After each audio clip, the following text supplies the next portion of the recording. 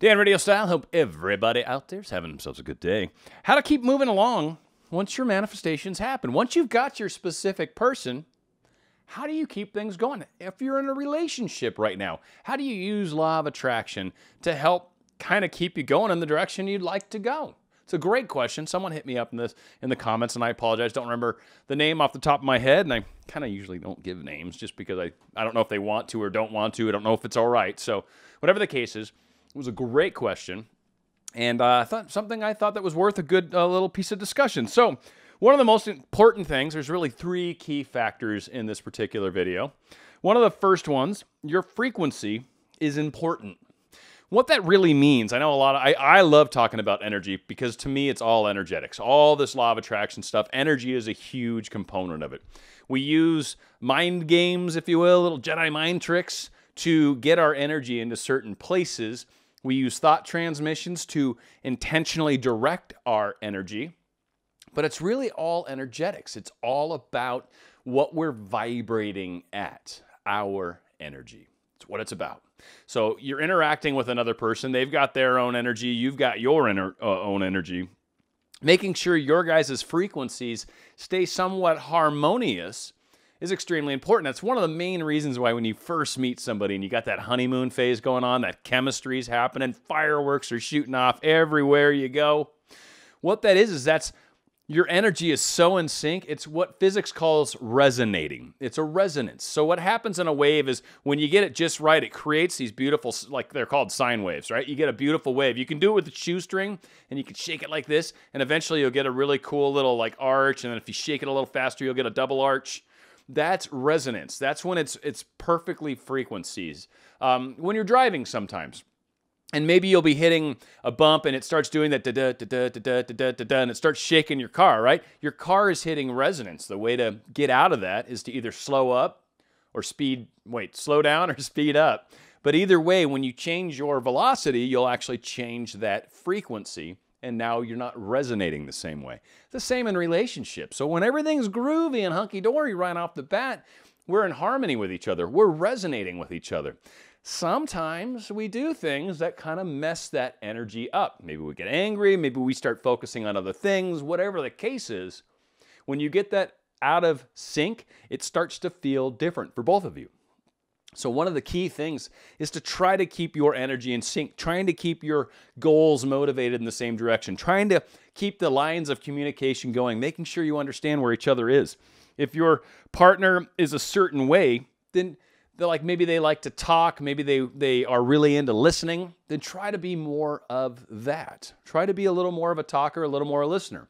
And conversely, if there's something that you would like from your partner, maybe you want them to be more talkative and you want them to be a little more forward about what they're doing, then what you do is you do that same behavior to them. What's funny is most people, the way they treat each other or the way they treat others is how they want to be treated themselves. We call it the golden rule, but it's just a psychology thing. Like, I'm going to give you what I want back. It's just natural. It's natural for us to give what we want back. Now, sometimes you can be a little more thoughtful about it. Those of us that maybe spend time with people or have worked in customer service, instead of giving people what you want back, a lot of times you try to look for tells. What do they want? What do they react well to? And then give them more of that themselves. But that most people tend to fall into they just naturally give what they want back. So if someone's giving you a certain something, they're talking to you a certain way, they always bring things up, they text you sweetly in the morning, like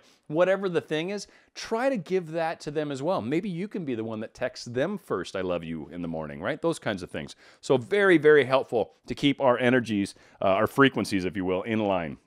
Examine your thoughts, number 2. Examine your thoughts. A lot of times you'll find that our thoughts, if they're not in line with where we're going, remember, it's a focus-based universe. So now you're in your relationship. Be focused on the things you would like to see your relationship grow towards or grow into. Maybe it's getting that house together. Maybe it's having that child together. Maybe it's getting married. Maybe it's going on vacations. Imagine those things. Keep your guys' thoughts focused in the direction you'd like to go, and you're going to get more of that instead of focusing on things maybe that are frustrating. This is one of the biggest mistakes many of us make. And I've done videos on changing other people and all those kinds of things, and hopefully I'll remember to link that down below. But trying to change someone else is not going to work. Neville Goddard talks about it specifically. If you want to change someone else, you need to change yourself. So a lot of times we'll find that we focus on negative things that our partner's doing. Maybe they're leaving the, as I like to call it, the cap off the toothpaste, right? Or their socks on the floor. I did a video with a buddy eons ago, a couple of years ago, where we talked about socks on the floor. You know, it can be something so simple and mundane, but it frustrates you. They keep throwing their dirty clothes in the same spot when the hamper's 3 feet away. Why can't you put it in the dirty clothes where they go? Why can't you put them where they go? And when you focus your thoughts in that direction, now you're creating kind of a disharmonious environment. Now you're focusing on everything they're doing wrong, which focus-based universe, if that's what you're focused on, believe it or not, you're asking for more of that. You're asking for them to leave the dirty clothes on the floor more. Why? Because you keep focusing on how he keeps doing that. Or you keep focusing on how she keeps doing a specific something. It takes her an hour and a half to get ready. We're always late everywhere we go. I don't know, I'm just throwing some random thing out, right? Like, there's better ways than focusing on that, than just focusing on, well, we'll leave on time, we'll get there when we get there. Like, there's a lot of ways you can come about it where it stops making this such a horrible thing and it lets it just be what it is. So make sure your thoughts are in line with where you're trying to go with your relationship. If you're focusing on anything that's negative, if you're finding frustration and then you're spending time thinking about whatever it is that's causing that frustration, you are definitely harming your relationship. You are bringing more of what you don't like towards you. And if this is one of those where we've gotten back together situations and this is what happened last time, yeah, the more you keep focusing on it, the more that's going to continue to happen. What do you want to experience? What would you like this relationship to do? What are you hoping that both of you understand and get better at? Focus on that. Focus on where you want to go. I've talked about this a bunch of times. Focus on where you're going, not at where you're at. Don't focus on the thing that you're trying to change. Focus on what that change means. What is it? What's it going to be like when this change has occurred? It is an amazing way to make a big difference in your relationship, in the health of your relationship, and certainly the direction on where you are going. And finally, turning things around. It's number 3. Turning things around. Basically, if you're actually at a place where I'm not sure what's happening is working because I'm finding I'm getting more and more frustrated. I'm finding that I keep seeing the things they're doing that are just disappointing to me or whatever, right? Turning things around means probably, in most cases, not all, but most cases, you probably want to do the opposite of what you're currently doing. Whatever it is that you're currently doing, try the opposite, right? Try to, again, you focus on what you would like to experience. It's a focus-based universe. Make sure your thoughts are in line with the direction you would like to go, right? Make sure that's what you're thinking about a majority of the time. You're not thinking about the things that are upsetting you. You're not thinking about trying to change them. That's a bad one. When you're trying to change them, that means you're not happy with who they are. And if you're not happy with who they are, then why are you with them to begin with? Why did you get with them if you don't like them? Now, I know it's kind of common for people to sometimes want to try to change their partners, maybe try to improve them. I get that, and that's something that I think all of us, we have our little pet projects, right? We try to work that in as we can, but don't make that the end game. Don't make that the focus. If that is your entire focus, again, you run into a couple problems. Either A, they won't necessarily change to the person that you expect them to be, so you're going to be disappointed no matter what. So they're always going to feel that disappointment. That just ruins a relationship right there. To know that my partner, the woman I love more than life itself, is disappointed by me, man, that's like the worst feeling as a man, to know that she doesn't even think I'm valued. Like, I'm not even a valued part of her life. Nothing I do is good because all I ever hear about is the things I'm doing wrong. No, tell them the things you're doing right. Give positive reinforcement. When they do something like, I just love when you talk to me like that, or I love when you text me in the morning and tell me you love me, or I love it when you think about me right before you go to bed and you say goodnight, sweetie, or whatever.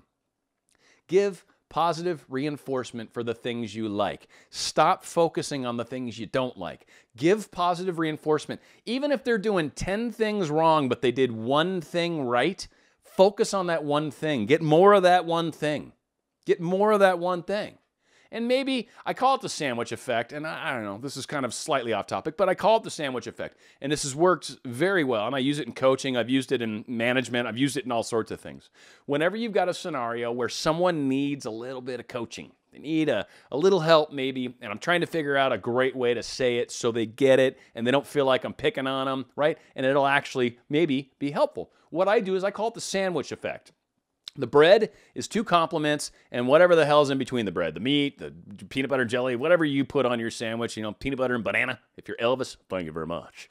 If whatever you put on your sandwich, pieces of bread are the complements. So, say for example, I'm trying to work on someone that's maybe not being punctual, and I'd really like them to be. They're not necessarily late to the point where I can write them up, but I'm seeing a trend. I'm seeing a pattern.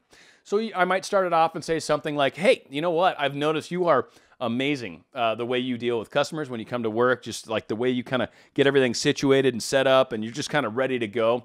I am noticing that on occasion, it seems like you're starting to get into this trend of maybe showing up a little later, and it just kind of takes me away from that like awesome way you set things up. I love that. I really appreciate when you are here and you can kind of help me get the store opened up in the morning. So if we can maybe try to work on getting that a little better, I think we're going to be set, right? And that's the thing is you're saying there's a problem here in the middle. You're great. I love the way you work. Yeah, so you're kind of being a little late lately, but man, the way it is when you're here and how you really help me set things up is amazing. So what happens is they lose the anger they might feel on the meat part, right? When you're actually giving them the criticism, right? Because you've wrapped it around some niceties that actually make it easier to palate, easier to listen to, easier to deal with. It's like, oh, so I don't totally suck. I'm like 2/3 of what I'm doing solid, 1/3 of it sucks. All right, well, yeah, I mean, all of us got our little areas that we need to help and prepare. So turning things around, trying to work on focusing on the things that are going well, the things that you would like to happen. Keep that in your wheelhouse, if you will. Keep making plans for the future. Keep trying to expand what it is your relationship means to you and where you're going to go and where you're going to be in a year or two, right? Keep those thoughts in line. Keep talking about them together. Where do you want to go, honey? Where do you want to do on our vacation next year? What would you like to do, right? Like, that's the stuff you want to start kind of working towards because it gets you guys working towards a common good. And the relationship's obviously something that matters to both of you, but it gets you working together towards a common focus. And when you do that, man, you can have just about anything you want. The power of 2 people manifesting together to create a life together, oh, it is pretty freaking sweet. Hopefully this makes a difference. If you like what I'm doing, I always appreciate the subscribe. Please click the little subscribe button. There's a little bell icon that shows up if you get it where it's got the little lines next to it, little ringies as I like to call it. That will let you know whenever I do videos. And if you really want to help my channel, things that make the biggest difference, share, comment, likes, watching my videos, all that stuff is such a great way to help my channel. So if any of you are trying to help my channel, that is the best way to do that. I appreciate your help. I appreciate all of you. And some of the amazing love I get from some of you guys is just incredible. There are a number of you that I swear I think I feel from time to time because weird things will pop up to me and I'm like, huh. And even sometimes it'll relate back. It'll pop into my head as one of my YouTube viewers, like some of you that comment. So some of you, believe it or not, do get inside my head. I promise you. There you go. All right, more great stuff coming your way. Please leave comments. I love it when you guys ask for interesting shows or topics that kind of make a lot of sense. This is a great one here. How can I, because we're all trying to manifest this thing, right? Once you get there, then what? Oh, there's another step to this. So it's good stuff to keep in mind. Thanks so much. More great shows coming your way. Dan Radio Style.